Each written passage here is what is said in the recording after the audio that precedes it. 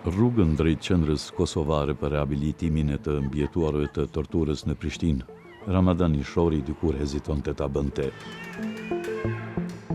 Për 10 herë ai ishte ndalur para kësaj dere, deri në vitin 2019. Në 2025, Nishori nga Komorani Drenasit u bë burri i parë shqiptar nga Kosova që rrëfeu publikisht se kishte qenë viktim e dhunës seksuale gjatë luftës në Kosovë.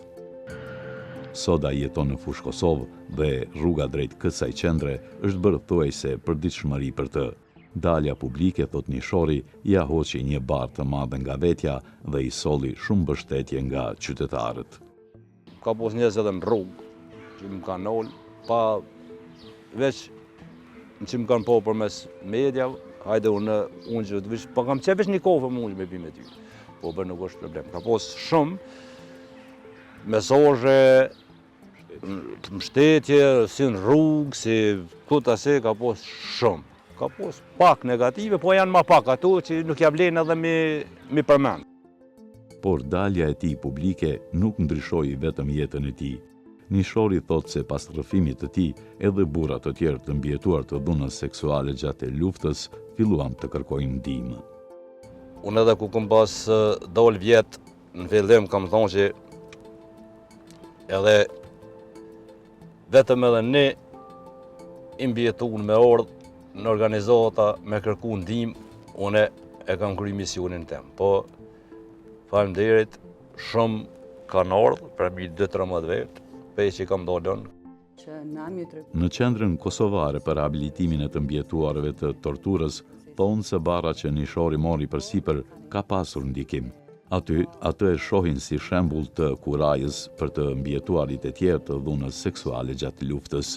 Disa prej tyre, përfshirë edhe një burr 80 vjeçar, ju drejtuan organizatës pas daljes publike të Nishorit. Dalja në skemë e historisë rënqethëse të Ramadan Ishorit, por edhe të guximit mos harrojmë, i ka dhënë guxim këtij burri në atë moshë të shtyrë, i cili vunte me shumë pasoja shëndetësore, përveç atyre psikologjike, për me ardhë edhe mu shënu në organizat, me pas qatë identitetin si viktim që e ka mbijetu krimin e dhunës seksuale të luftës. Stigma nga vetja, familja dhe shoqëria mbetet një nga pengesat më të mëdha për të mbijetuarit e dhunës seksuale gjatë luftës. Kjo frikë, sipas organizatave që punojnë me ta, vazhdon t'i mbajë shumë viktima në traumë dhe ankth. Për të luftuar këtë stigmë, rrëfimet e të mbijetuarve, figurat e atyre që kanë folur publikisht dhe sytë e familjarëve të tyre u bën pjesë e ekspozitës sy më sy në Prishtinë. Autoritetet e Kosovës kanë deklaruar se janë rreth 20.000 viktima të dhunës seksuale gjatë luftës. Numri të mbijetuarve që kanë kërkuar ndihmë në organizata jo qeveritare që kujdesen për ta është rreth 4.000, rreth 10% prej tyre janë burra.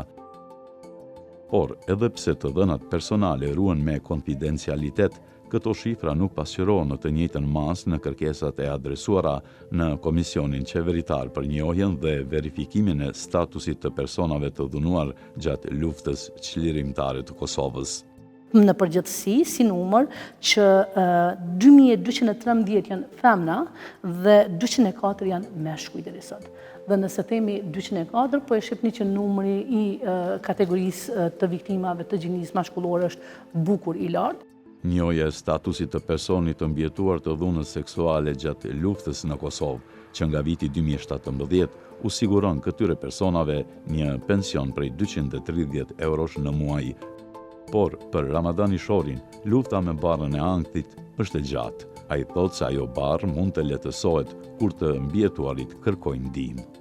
Kërkoni ndihmë psikologjike. Ajo është pështimi, ajo fillimi i jetës për së dyti.